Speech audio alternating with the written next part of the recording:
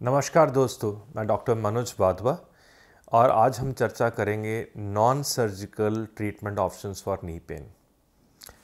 जब लोग मुझ जैसे नी स्पेशलिस्ट के पास आते हैं, ज़रा सी दर्द हो, उनको तकलीफ़ हो, सोजिश हो, लिमिटेशन एक्टिविटी हो, they drum up a lot of things in mind, lot of worst case scenarios ये हो सकता है। हम उन सबको समझाते हैं, चिंता मत करो, हर इंसान को सर्जरी की ज़रूरत नहीं होती और बहुत सारी चीज़ें आज अवेलेबल है जिससे हम अपनी सर्जरी को दूर स्थगित कर सकते हैं। शायद बचा नहीं सकते, but we can tell you lot of time buying measures. तो आज हम चर्चा करेंगे उन सब नॉन सर्जिकल ऑप्शंस के बारे में। यदि आपके जॉइंट में आर्थराइटिस स्टार्ट है और आपको एक्टिविटी रिस्ट्रिक्शन हो रही है, आपको चलने में पेन हो रही है, क्लिक्स आ रहे हैं, आपको लगता है कि मेरे जॉइंट्स में वेयर एंड टियर हो रहा है, हमारी activities of daily living affect हो रही है, तो आपको इन पॉइंट्स को ध्यान से समझना है। पहला है मेडिकेशंस। अब मेडिकेशंस में भी दो तरह की कैटेगरीज हैं। पहली कैटेगरी ए है पेन किलर्स। सो पेन किलर्स अलग अलग तरह की आती हैं, पैरासीटामोल, एसाइक्लोफेनेक और ट्रेमाडोल और बहुत सारी medications, of the counter medication भी मिलती है। लेकिन आप पेन किलर्स में ध्यान रखना, कभी भी उस बारे में सेल्फ मेडिकेशन मत करिए। आपके लिए जानना ज़रूरी है। एक पेशेंट को अल्सर है, उसके लिए अलग दवाई है, किसी को हार्ट प्रॉब्लम है, किसी को पेट के अल्सरेटिव कोलाइटिस है, किसी को लिवर का इशू है, किसी को किडनी का है, तो हर एक के लिए अलग अलग सेफ्टी मेडिकेशन है। आप हमेशा अपने डॉक्टर से जाकर इस चीज़ के बारे में पूछिए।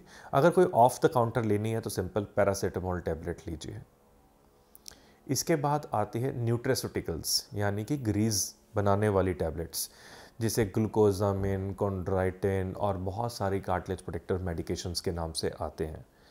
ये मेडिसिन का लिमिटेड रोल है। They act like lubricant. जैसे हम कहते हैं घुटने की ग्रीस, ऊपर की सतह, ऊपर की पातर कार्टिलेज खराब हो गई, ये टैबलेट्स दोबारा कार्टिलेज रीजनरेशन में मदद करती है। और जो भी एक लिमिटेड सिनेरियो में आप इन मेडिसिन को ले सकते हैं, इनके साइड इफ़ेक्ट्स कंपैरेटिवली कम है। मेडिसिन के बाद बारी आती है वेट रिडक्शन की। सबसे अहम चीज़, जैसे मैं कहता हूँ, मैं एक स्कूटर है, उस पर 2 लोग चलाकर बैठाता हूँ या 4 लोग बैठाकर चलाता हूँ, उसकी लाइफ वहाँ इम्पैक्ट होगी। तो अगर अपना वेट आप ज़्यादा रखेंगे तो उठने बैठने में आपको बहुत तकलीफ़ होगी, ज़्यादा अमाउंट का वेयर एंड टियर होगा और आप में कोई एक फैक्टर जो 5 गुना आपके आर्थराइटिस को कंट्रोल कर सकता है, वो है मेंटेनेंस ऑफ बॉडी वेट। अब बॉडी वेट मेंटेन करने के लिए 2 चीज़ें आएंगी। एक आएगी एक्टिविटी जो आपको करनी है, चलना है।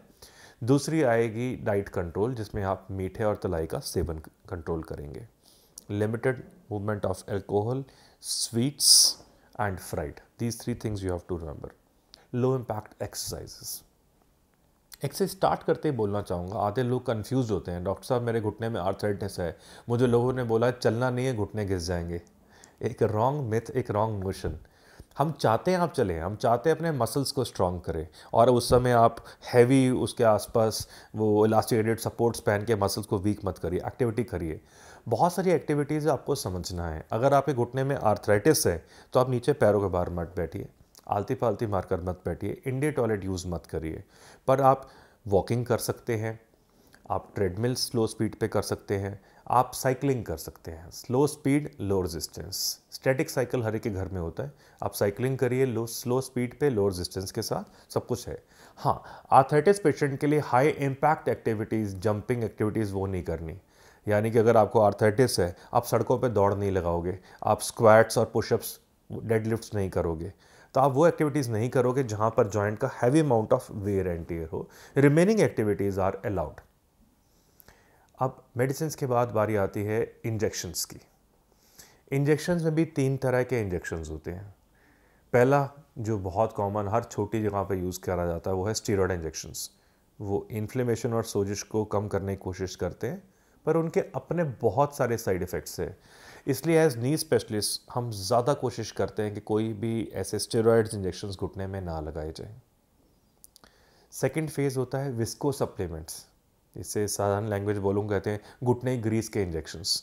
जब इंजेक्शंस लॉन्च हुए थे बहुत साल पहले, तो उस समय ये नोशन थी इंडस्ट्री की कि जैसे हमारी गाड़ी का ऑयलिंग ख़त्म होता है, हम ऑयल डालते हैं और फ्रिक्शन कम हो जाती है, इसी तरह से अगर आप उसमें एक लुब्रिकेंट लेयर अपने जॉइंट पे इंजेक्ट कर देंगे तो बोन्स आपस में रब करना बंद कर देंगे और उनका प्रिवेंशन हो पाएगा। पर 10 साल गुजरने के बाद आज भी रिजल्ट्स बहुत कंट्रोवर्शियल है।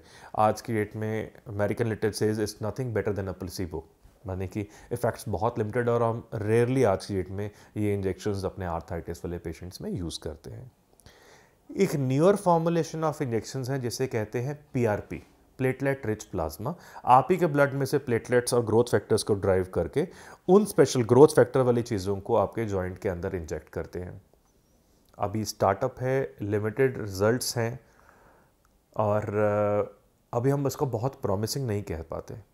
बट एक फैक्टर है नी सर्जन मैं ज़रूर कहना चाहूँगा, क्योंकि हमारी बारी शायद आखिर में आती जब लोग सब तरह के उपचार कर चुके होते हैं। कभी भी आप कोई केमिकल, वो चाहे स्टेरॉयड है, विस्को सप्लीमेंट इन जॉइंट में डालेंगे, आप में उसकी रिजेक्शन और इन्फेक्शन आने की संभावना बढ़ जाएगी। तो एज़ फार एज़ पॉसिबल कोशिश करिए कि केमिकल्स को जॉइंट में इंजेक्ट मत करिए। इसके बाद फिजियोथेरेपी बहुत हेल्पफुल है। आप लो इम्पैक्ट एक्सरसाइज करिए, एरोबिक्स करिए, आप मसल स्ट्रेंथनिंग एक्सरसाइज करिए, जैसे बताया वॉकिंग कर सकते हैं, साइकिलिंग कर सकते हैं। Swimming is a very good exercise, hydrotherapy. अगर स्विमिंग नहीं भी आती तो आप वेस्ट डीप पानी में चलना शुरू कर दीजिए, hydrotherapy. It is a very good exercises. तो एक्सरसाइजेज आपको हमेशा करनी चाहिए, बट एक स्पेशलिस्ट से मिलने के बाद कौन सी एक्सरसाइज आपके लिए फ़ायदेमंद है और कौन सी नुकसानदेह साबित हो सकती है। इसके अलावा आर्थराइटिस रोकने का एक बेसिक नुस्खा है हीट एंड कोल्ड थेरेपीज़, पर बहुत लोगों को यही नहीं पता कहाँ हीट और कहाँ कोल्ड। अगर आप एक एरिया की ड्राई पेन हो रहा है आपको, उसमें आप हीट देते हैं, उसमें ब्लड सप्लाई बढ़ती है, वो इस एरिया में हेल्प करता है। पर अगर आपके जॉइंट में सोजिश है तो अगर आप हीट देंगे तो और ज़्यादा बढ़ जाएगी तकलीफ़।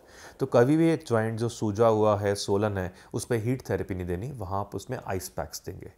सो ice where it the area is swollen, it is red, heat in other areas। इसके अलावा आया ब्रेसिस। अब ब्रेसिस में क्या लेना बहुत ज़रूरी है। हम जानते हैं कि जैसे आर्थराइटिस हमारी बो लेग्स है, हम ऑफ लोडर ब्रेसिस देते हैं जो इसका स्ट्रेच सीधा करने की कोशिश करेंगे, यानी कि अंदर के एरिया में जो हाई प्रेशर आ रहा था, इसने ऑफ लोडर ब्रेसिस को ऑफ लोड कर दिया और प्रेशर कम कर दिया। तो ऑफ लोडर ब्रेसिस हम लोग यूज़ करते हैं बो लेग्स और नॉक नीज के अंदर। ऑफ लोडर ब्रेसिस के अलावा आपका वेट कंट्रोल आ गया, आपकी फुल एक्टिविटी आ गई। तो ये सब चीज़ें आपकी यूज़ करने के बाद आप अपने आर्थराइटिस को बहुत समय तक डिले कर सकते हैं। लेकिन आपको ये समझना है, these all are time buying procedures, they will delay your arthritis, but आप कुदरत को रोक नहीं पाएंगे। हम कितना भी कोशिश करिए, यदि मेरे बाल सफ़ेद हो रहे हैं वो समय के साथ बढ़ेंगे। इसी तरह से जो वेयर एंड टेयर है वो बढ़ती उम्र के साथ इंक्रीज़ करेगा, आप चाहें नहीं चाहें। हम इनमें से बहुत सारे केसेस को एक अर्ली स्टेज पे कंट्रोल कर सकते हैं। तो आप इन सब चीज़ों का सेवन करिए, आप इन सब चीज़ों का कॉकटेल यूज़ करिए, because it is not one therapy, it is a multi modal. हमें बहुत सारी थेरेपीज़ को एक साथ चलाना पड़ेगा ताकि हमारा जो आर्थराइटिस है मेजर एक्सटेंट तक कंट्रोल हो सके।